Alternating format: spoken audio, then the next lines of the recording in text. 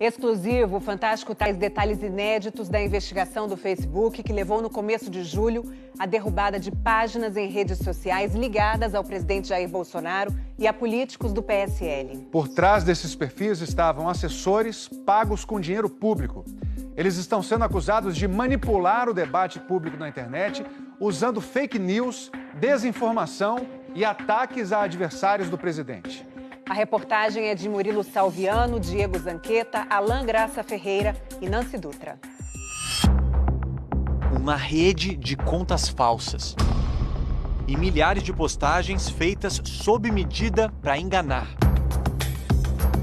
Uma investigação descobriu que toda essa estrutura, no subterrâneo, era operada por um pequeno grupo de assessores que mantém relação direta com o poder, com a eleição. Como conta o diretor de cibersegurança do Facebook, que fala pela primeira vez a um veículo de imprensa brasileiro. Political figures, including Jair Bolsonaro, Eduardo Bolsonaro, Flávio Bolsonaro, Anderson Moraes, Alana Passos. No dia 8 de julho, o Facebook anunciou a remoção de um conjunto de contas e páginas brasileiras pelo chamado comportamento inautêntico coordenado. Segundo a plataforma, era um esquema com dezenas de perfis que escondiam a verdadeira identidade dos criadores. Por que você está usando conta falsa, conta duplicada? Você quer transmitir alguma mensagem. Nesse caso, eram mensagens de apoio ao Bolsonaro e muitas vezes mensagens críticas aos opositores. A ideia é você pensar que tem mais gente apoiando aqueles políticos, mais gente falando desses fatos do que realmente tem. Essas contas acumulavam cerca de 2 milhões de seguidores no Facebook e no Instagram, rede social que também pertence ao Facebook. Com certeza o impacto é bem maior do que apenas esses 2 milhões de usuários, que já é um número muito grande, porque eles repassam esse conteúdo, o conteúdo pula de rede em rede, do Facebook para o Instagram, para outros sites na internet. As investigações apontam que essas contas tentavam manipular o debate público na rede social. Pergunta ao diretor do Facebook o que torna esse tipo de comportamento tão perigoso. Uma das coisas que a gente sabe é que tem pessoas ruins, no mundo todo, que usam o comportamento inautêntico para influenciar eleições, que compartilham informações para deixar os oponentes numa situação ruim. O Facebook articulou uma investigação em 2 etapas. A primeira foi feita pela própria empresa por um time de 200 especialistas. A segunda pelos pesquisadores do Laboratório de Pesquisa Forense Digital, um instituto ligado à organização americana Atlantic Council. O Facebook faz uma investigação usando os dados que eles têm acesso. Então, são dados que não estão disponíveis para o cidadão comum. E o que eu faço? Eu olho o que está na internet. E aí eu tento achar relações entre as páginas usando dados abertos. As 2 investigações chegaram ao mesmo núcleo de assessores políticos. A gente consegue ver que aquelas contas pertenciam a assessores que estavam muito próximos da família Bolsonaro e de deputados do PSL. A enganação, ela pode acontecer de várias formas. Pode ser na informação que está ali ou pode estar ocorrendo um comportamento por trás que engana as pessoas. O Fantástico teve acesso exclusivo às principais páginas derrubadas pelo Facebook. Nossa equipe analisou as postagens. Esse conteúdo traz detalhes do mecanismo dessa rede e revelações sobre o perfil dos integrantes. Um deles é assessor especial do presidente Jair Bolsonaro e trabalha dentro do Palácio do Planalto. Tércio Tomás recebe um salário de mais de 13 mil reais. Além de uma conta pessoal, Tércio mantinha outras 2 anônimas chamadas Bolsonaro News. Vamos começar pelas postagens da conta pessoal. Já em 2014, demonstrava simpatia por Jair Bolsonaro. Tércio publica memes que ridicularizam a deputada federal Maria do Rosário, do PT, ofendida pelo então deputado. Eu falei que não estou pra você porque você não merece. Em fevereiro de 2015, um post que compara o ditador nazista Adolf Hitler com o guerrilheiro Che Guevara. Abre aspas. Vemos alguém que foi um covarde, assassino, estuprador, torturador, terrorista, ladrão, racista, homofóbico, xenófobo. E ao seu lado vemos Adolf Hitler. Fecha aspas. Dias depois, um meme que mostra mãos levantadas numa sala de aula e a pergunta: Professor, poderia ser mais claro? Na sequência, a imagem de um professor negro. E tem mais. Ao comentar uma notícia sobre a execução de um brasileiro na Indonésia por tráfico de drogas, sugere, abre aspas, troca de lugar com ele, Dilma, o povo agradece, fecha aspas. Em 2018, Tércio participa da campanha de Bolsonaro à presidência. Nesta época, ele era contratado do gabinete do vereador carioca Carlos Bolsonaro. Em 2019, da Câmara Municipal, Tércio vai direto para o Planalto. E hoje ocupa um gabinete próximo ao do presidente. Ele é acusado por parlamentares de integrar o chamado Gabinete do Ódio, grupo suspeito de promover ataques virtuais a desafetos da família Bolsonaro. Na página Bolsonaro News, neste ano, Tércio se dedicou a atacar adversários políticos, principalmente o ex-ministro da Justiça, Sérgio Moro. Encontramos também mentiras sobre a pandemia do coronavírus.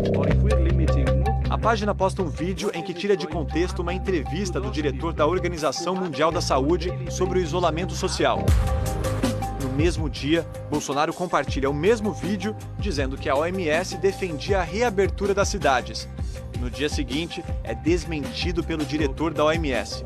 Essa é apenas uma das informações falsas que circularam sobre o distanciamento social desde o início da pandemia. Assim, teve várias outras, inclusive ancoradas em dados falsos, mentirosos, inventados. Neste post, mentira sobre o governador e o prefeito de São Paulo. João Dória e Bruno Covas mandam abrir covas para a imprensa fotografar. A investigação também apontou que a rede de contas falsas era operada por 2 assessores ligados ao deputado federal Eduardo Bolsonaro. Um deles, Eduardo Guimarães, que já tinha sido descoberto na CPI das fake news por ter usado um computador da Câmara dos Deputados para criar a conta de ataques virtuais Bolsofeios. O outro assessor é Paulo Eduardo Lopes, ou Paulo Chuchu, como ele se apresenta. Ele é policial civil e gosta de se exibir com armas. Trabalhou no gabinete de Eduardo Bolsonaro até junho, recebendo R$15 mil. Ele teve pelo menos 6 contas derrubadas. 4 delas fingiam ser redações jornalísticas, como a The Brazilian Post ABC e Notícias de São Bernardo do Campo. É o que aponta o Facebook. Eles fingiam ser repórteres para dar a impressão de que aquele conteúdo postado tinha credibilidade.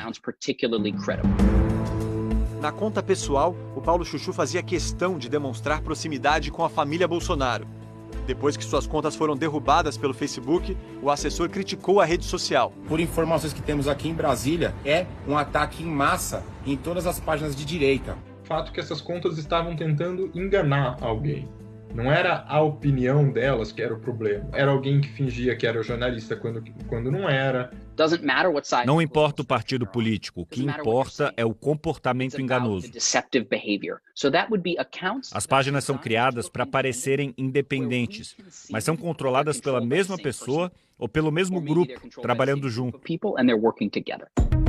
Outro assessor que mantinha pelo menos 8 páginas inautênticas era Leonardo Rodrigues de Barros. Ele trabalhava para a deputada estadual Alana Passos, do PSL do Rio, e recebia um salário de mais de R$6 mil. O presidente chegou a gravar um vídeo para uma dessas páginas.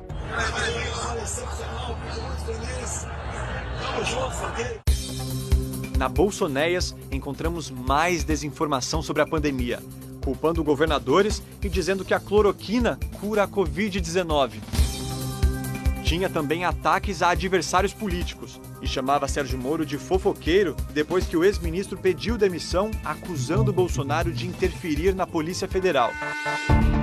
Encontramos publicação da Bolsonéias compartilhada simultaneamente na página do site Jogo Político, que também foi criado por Leonardo. A página é apresentada como um jornal digital independente. As contas do Jogo Político no Facebook e no Instagram foram tiradas do ar. Leonardo insistia para que os seguidores o acompanhassem em novas páginas. Ele diz: "Peço para curtirem nossa página reserva." Hoje, Leonardo tem uma página ativa no Facebook onde compartilha o mesmo tipo de conteúdo. Neste vídeo, lamenta a derrubada dos perfis antigos, colocou até uma música triste de fundo. Em alguns segundos, cerca de 1,5 milhão de pessoas foram tiradas das minhas redes sociais. Para que servem essas páginas reservas que eles criam? Engajamento gera mais engajamento. Se algo é compartilhado por um número grande de contas, ele parece um assunto popular e a rede social vai dar mais atenção a esse tipo de conteúdo, mostrando para mais gente. Postagens feitas pelo Leonardo eram compartilhadas pela namorada dele, Vanessa Navarro, assessora do deputado Anderson Moraes, do PSL do Rio. Pelo menos 7 páginas ligadas a Vanessa foram derrubadas. Os nomes eram bem parecidos, com pequenas variações, apesar de pertencerem à mesma pessoa. Uma prova, segundo o Facebook, do comportamento enganoso. Olá, Vanessa Navarro. Muito obrigado pelo apoio que você nos dá. Vanessa aparece em fotos em manifestações contra o Supremo Tribunal Federal. Compartilha conteúdo chamando o STF de escritório do crime. Reposta publicações do falso site jornalístico do namorado, O Jogo Político. Esse histórico de postagens a que tivemos acesso exclusivo são peças fundamentais para entender como as redes sociais foram operadas na eleição de 2018. Veja este ataque da página Bolsonaro News, comandada pelo assessor do presidente Jair Bolsonaro, Tércio Tomás. Durante a campanha, diz que a candidata Marina Silva defendia a legalização do aborto, o que é mentira. Contra Fernando Haddad, do PT, são várias postagens que misturam críticas e fake news, como esta, que vincula o candidato ao suposto kit gay. Kit gay foi uma invenção, na verdade, né? Essa questão do kit gay permeou boa parte do processo eleitoral, havia várias mensagens com algumas variações sobre isso. Batizaram de kit gay, na verdade, era um projeto chamado Escola Sem Homofobia, que tinha um material voltado à formação de educadores, ou seja, não a de crianças de 6 anos, como diziam essas mensagens falsas. What I can say here is that o que eu posso dizer é que o comportamento enganoso dessas páginas removidas começou em 2018, mas a maioria das postagens são do fim de 2019 e começo de 2020. A gente tem que ser cuidadoso. Nós encontramos conexões de assessores dos gabinetes de figuras políticas importantes, incluindo Anderson Moraes, Alana Passos, Eduardo Bolsonaro, Flávio Bolsonaro e Jair Bolsonaro. Mas não podemos afirmar que esses políticos estejam envolvidos. Só podemos falar daquilo que temos provas. A investigação também aponta que funcionários ligados ao senador Flávio Bolsonaro, do Republicanos, participaram do esquema, mas não traz detalhes. Nós temos evidências técnicas claras que demonstram a conexão entre essas contas que nós derrubamos. Detalhes da investigação dessa rede brasileira vão ser encaminhados à Polícia Federal. A decisão foi tomada pelo ministro Alexandre de Moraes, do STF, nos inquéritos que apuram a disseminação de fake news e o financiamento de atos antidemocráticos. Não posso falar muito do que compartilhamos com as autoridades. O que eu posso dizer é que obedecemos às solicitações legais de aplicação da lei e compartilhamos informações das páginas quando solicitadas. As provas das investigações conduzidas pelo Supremo podem ser compartilhadas com o TSE, o Tribunal Superior Eleitoral, em ações que pedem a cassação da chapa de Bolsonaro. E isso preocupa o Planalto. Nós procuramos o presidente Jair Bolsonaro e os filhos, o deputado federal Eduardo Bolsonaro, do PSL, e o senador Flávio Bolsonaro, mas eles não responderam. O Planalto não se manifestou sobre Tércio Tomás. A defesa de Paulo Eduardo Lopes afirmou que ele jamais administrou qualquer página de conteúdo jornalístico e que o Facebook se equivocou ao banir as páginas de Paulo Chuchu de suas plataformas. O advogado de Leonardo Rodrigues de Barros Neto disse que não há qualquer fundamento nas investigações que apontam seu cliente como dono de perfis inautênticos, já que sua identidade é conhecida. Mas a defesa não esclareceu por que Leonardo mantinha um site que omitia sua autoria e se apresentava como jornalístico. A deputada Alana Passos, do PSL do Rio, disse que não responde por aquilo que servidores publicam em suas redes sociais pessoais e que Leonardo pediu exoneração em abril. A defesa da assessora Vanessa Navarro classificou a exclusão da conta como atentado à liberdade de expressão. O deputado estadual Anderson Moraes, também do PSL do Rio, afirmou que a derrubada das páginas de Vanessa configura censura prévia. Além dos assessores, que foram bloqueados espontaneamente pelo Facebook no mês passado, um grupo de empresários e blogueiros ligados a Jair Bolsonaro também foi banido da rede social, mas este por determinação do ministro Alexandre de Moraes, do STF. A ordem é para que estes perfis fiquem bloqueados não só no Brasil, mas no mundo todo. O Facebook disse ontem que cumpriu a decisão, mas que vai recorrer.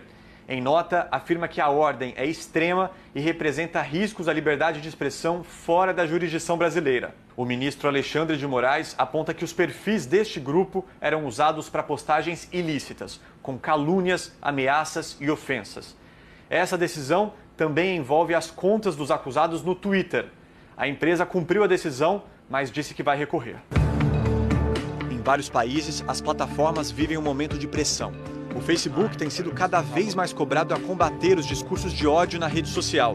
Desde o mês passado, centenas de empresas suspenderam anúncios na plataforma para exigir uma ação mais firme da empresa. Mas como combater e punir quem cria redes inautênticas na internet? É o que mobiliza agora o Congresso Nacional dentro da discussão de um projeto de lei que é conhecido como PL das Fake News, mas que trata de muito mais do que isso. É sempre bom lembrar que desinformar e desinformar em larga escala custa caro. Então o PL precisa trabalhar com métodos de investigação que possam fazer com que autoridades cheguem à raiz do problema, ou seja, quem coloca dinheiro, e muito dinheiro, para campanhas de desinformação.